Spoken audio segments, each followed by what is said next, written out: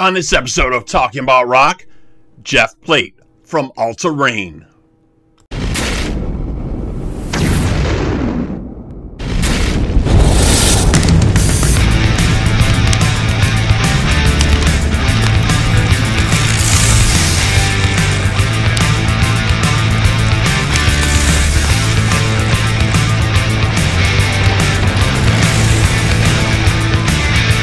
Talking About Rock is sponsored by School of Rock, North Buffalo, where they're making musicians every day.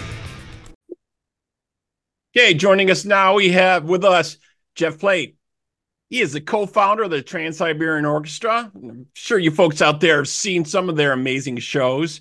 He's a drummer for Savatage and Metal Church. And today he's here to chat with us about his latest release, Upon the Horizon, from his band, Alta Reign. Hello, Jeff. Welcome. Thanks for having me, Robert. Appreciate it. Yeah, excellent, man. So in 2020, you announced the formation of this new project you started called Alta Reign. Tell us about putting that together. So this is one of these things that I've been thinking about doing for a number of years. Obviously, I've been in this business for quite a while, and I think most of us at some point think about having our own band and recording some of our own ideas. So I got together with a local guitar player named Tommy Cook, and I had a number of cassette tapes left over from rehearsals that I had from Rockland, Massachusetts, in a band called Wicked Witch, lead singer being Zachary Stevens. And this was from like 1989 to 1992. So I had a number of these cassette tapes with a lot of ideas that myself and Matt Leff, the guitarist, had recorded that were never finished. And here we go all these years later, almost 30 years later, I'm still thinking about some of this stuff. And Matt, unfortunately, we lost him to cancer several years ago. But prior to that, I asked him if he would mind if I used some of these riffs and some of these ideas. And he gave me the green light to do so. And as I mentioned, Tommy Cook, local guitar player, I've known him for many, many years. He was like the only guy in the area that I could think of that was going to be able to handle what I wanted to do or what I wanted to try. So we got together and started banging out some ideas. And next thing you know, it's like, wow, we got a couple really solid sounding ideas. I was leading the charge in this whole thing in respect because I had the musical ideas and the lyrics and the song titles, and I needed somebody to help me make sense of all this. I needed a singer, right. I needed a musician, and Tommy was just great. So we got off to a great start, brought in another old friend, Kevin McCarthy, on bass, and we started just banging out some of these ideas. And I had so many ideas left over from those old cassettes that we had plenty of material to work with. And one thing kind of just led to another, to another, to another. And next thing you know, Tommy brought in a few of his own ideas. We worked up some original music along with some of this stuff. I recruited another couple local guys, Colin Holloway on guitar and vocals, and Zach Hamilton on keyboards and vocals, to just round out this song. And these other guys I had worked with before, great vocalists. I mean, the harmonies together, and I was like, man, I want to use this someday. So they came into Alta Reign, and also at that time, COVID had happened. Right. So we had a cover band, a local cover band called Sunsonic, that we were just starting to play out, starting to get a lot of gigs. All of a sudden, COVID came along. In the meantime, I had just started working on the Alta Reign material. And when COVID hit, I was like, guys, we're not playing out. Let's focus on this material and see if we can write an album. Let's see what we can make out of this. So that's really how the whole thing got started. And the last piece of the puzzle is Jane Mangini on keyboards. And Jane is somebody I have known for 20 plus years. She's played keyboards in Trans-Siberian Orchestra West, I think, since the year 2002, maybe. But she's one of those musicians that is just so adaptable to so many different styles of music. And we had talked for many years about working together. And this was just the perfect opportunity. I sent her the demos of what we had written. She loved it, added her parts to it, and Mother's Day was created, and that was album number one. Yeah, I was going to say you guys released the debut in 2021, Mother's Day, and it just got an outstanding response right out of the gate for you guys, right? Yeah, it was pretty cool. And trust me, as I said, this was a bucket list project, and you never know how this is going to go.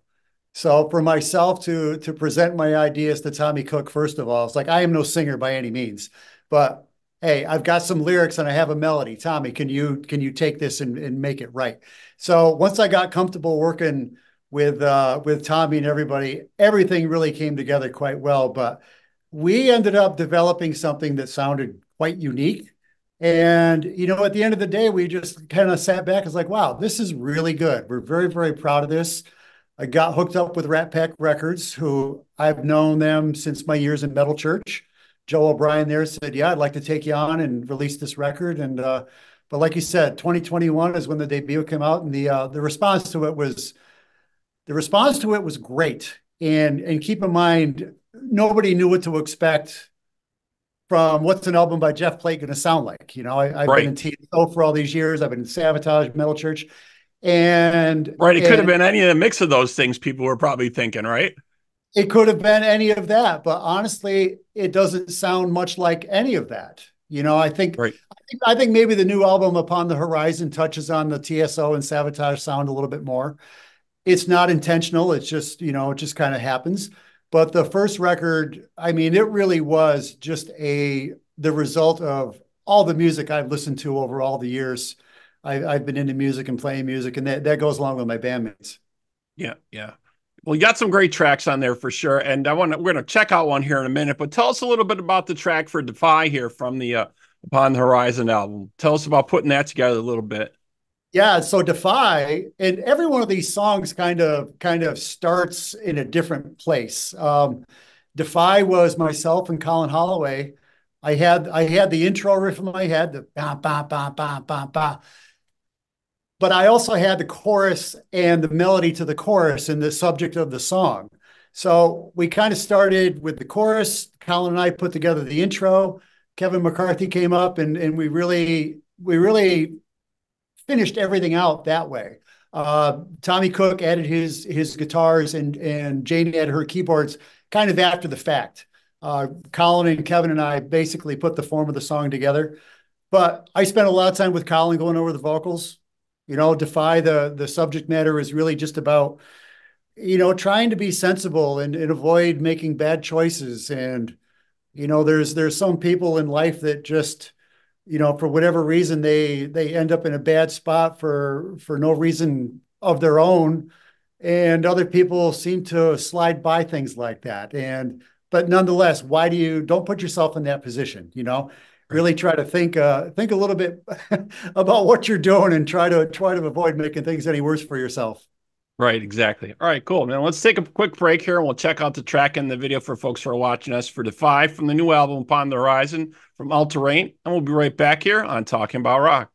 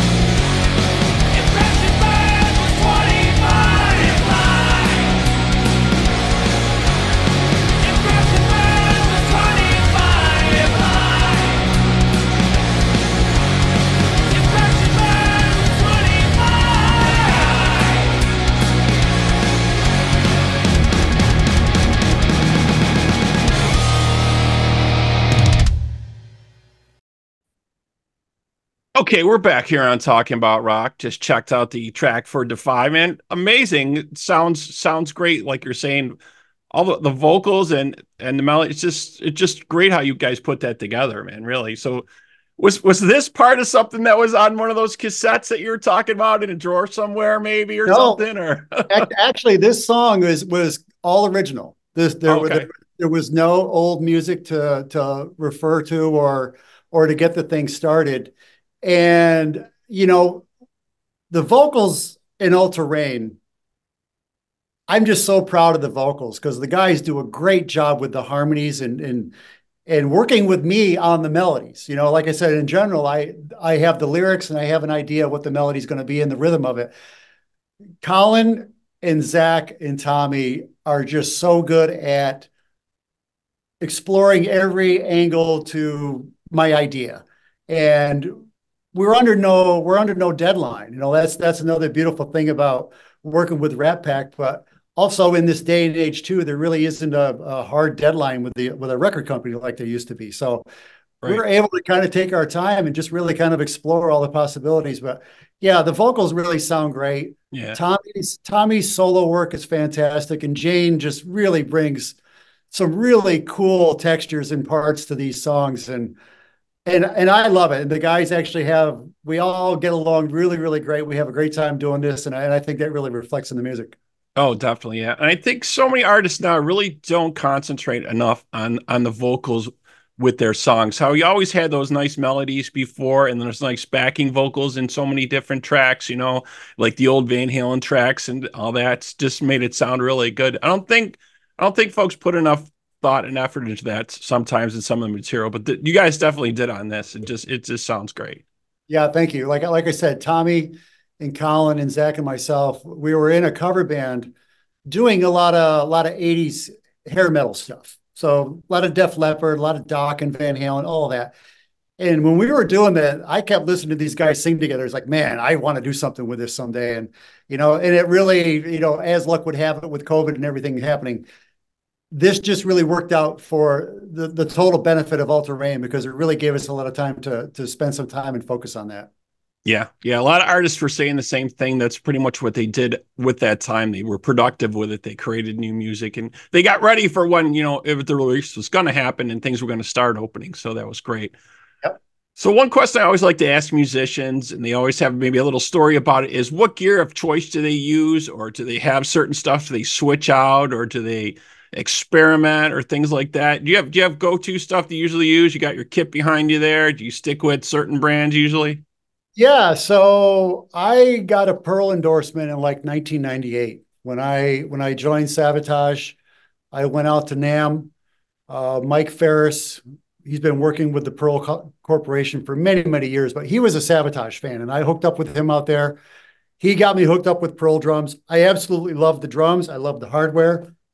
Zildjian cymbals, state of the art. They've been around forever. Yep.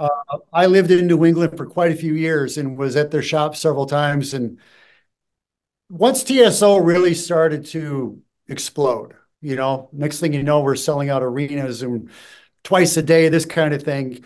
Zildjian came along through some friends. We knew some people that knew some people, and they came along and saw the show and was like, hey, Jeff, we would love to just work with you and get our product on the stage. So Zildjian has been with me also for a number of years. Vader drumsticks. I got a whole pile of them back here, but Vader is another company from the South Shore of Boston. And I began using Vader drumsticks in, geez, I don't know, 1985 or 86 or something like that. Vader 3As, I've been using them ever since. I use them for all the styles of music that I play. And so those are my go-tos. Roland drums, I have a full set of V drums over here right behind the camera. I use that for recording. I use it for teaching. TSO, we use Roland V drums when we play out live. So some great products. And I mean, it's just really nice to have a solid company behind you because pretty much no matter where you are, if you need something, you just make a phone call and they're there to take care of you.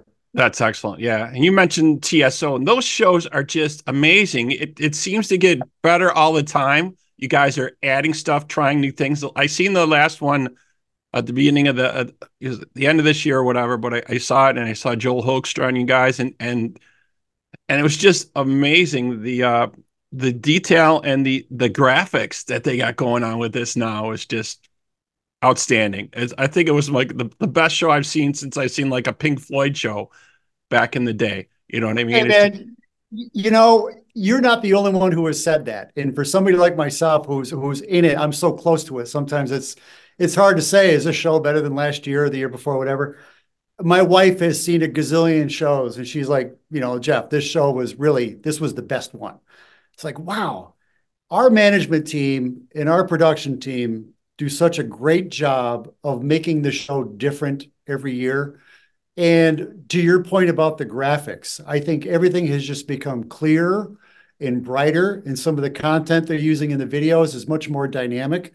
You know, our audio guys are fantastic too. The show just sounds incredible. I think we've kind of reached the limit as far as how much gear we can use thinking all around. Yeah. in our shows. I mean, mainly because, you know, if you see us on a Friday night, we have to be ready for a matinee the next day at 3 o'clock. Right. So it can only get so big. Yeah, right. And be able to make That's that a work. lot of work, a lot of stuff to re-rig and all the guys to redo it. What really stood out to me was now you're making the videos like part of the stage and part of the risers and part of, you almost don't know it's a video going on there, and all of a sudden that erupts on that side and it's part of the stand or part of whatever, and then it fades away. It was really very, very cool what These you guys guys, are doing. these guys are fantastic. You know, we work with the best of the best when it comes to these tours. And, you know, it goes without saying, Paul O'Neill started TSO back in 19, well, this was going on in his mind for a long time before we even recorded a note. But 1996 was our first record. 1999 was the first year that we toured. And he spared no expense to make sure that that show was as good as it could be every tour and every night. And this is the standard that we've set, you know, and now that we've been doing this for so long, I don't want to ever say that we've got it perfected, but we do what we do very well. And it's not just the band on stage, it's production, it's management. Carrying on Paul's legacy like we are is something we're all very, very proud of. But the fact that people like yourself and other, you know, my wife and other fans are telling us it keeps getting better, you know, it just makes us more excited. Yeah, and you guys are adding some new vocalists in there every once in a while and changing it up, and that gives it a whole new layer and effect. Yeah, I was pretty blown away. I know it was going to be a great show, but then all the extras were just like, you know, icing on the cake, basically. Awesome. Thank you Yeah, very very, much. very cool. So back to Alta Reign. So are you guys going to get together and get some dates going? Do you have some dates already up? I didn't get a chance to look. No, so we are exploring some show options. Alta Reign, we're very fortunate that really five of us are all in the same town, basically. You know, we're all really close together here, but everybody's also an adult with a full-time job. Right. And it is hard to make time to do something like this. Now, obviously, Alta Reign it's a little more progressive and complicated. You know, it's going to take us some time to really get this stuff together and tight because we all have a high standard ourselves. You know, if we're going to take this and put it on stage, it's got to be the vocals got to be great. You know, Right. all the playing, the musicianship, the tightness of the song, you know, all the above, everything that we would normally care about. But so right now we're just waiting for and hoping for the right opportunity to allow us the idea of getting together and putting the time into rehearsing and getting it ready to play out. That being said, if we ever get this thing on stage, there will be a number of shows involved because we're not going to do this for a one-off. It will be a number of shows, probably in my New York, upstate New York area, maybe venture out a little bit further than that. But here again, trying to accommodate everybody who's got their own life and their own things going on is a little more difficult. Yeah, definitely. Well, we hope you'll keep us in the loop on that when things are developing. So if folks want to know more about Yeah, you, go they ahead. want to check you out. Should they check you out online or on Spotify, or what should they do? Yeah, we're on all the normal digital formats. You know, we're on Amazon. Go to Amazon Music, look us up there. Rat Pak Records / Alta Reign. My Facebook page, Jeff Plate Music, Alta Reign Facebook page. And like I said, we're pretty much everywhere you want to. You don't really find, any rock music or metal music. So yeah, please check us out. Give us a listen, give us a look. We've got some pretty cool videos out there, and thanks everybody for their support. Yeah, very cool. So folks out there, check out the new album from Alta Reign, Upon the Horizon. And hopefully we'll see some dates from these folks soon. And if you haven't yet, check out the Trans-Siberian Orchestra concerts when they come around, because it's just amazing. It's just amazing stuff. Well, Jeff, thank you so much for being with us today, man. Really appreciate it. Thanks for having me. Take care, man. All right. And if you folks out there want to know more about us, you can email us at talkingboutrock@gmail.com. You can follow us on all our social media and our website, Talking About Rock. Jeff, again, thanks for being with us, man. Take care, man. Bye.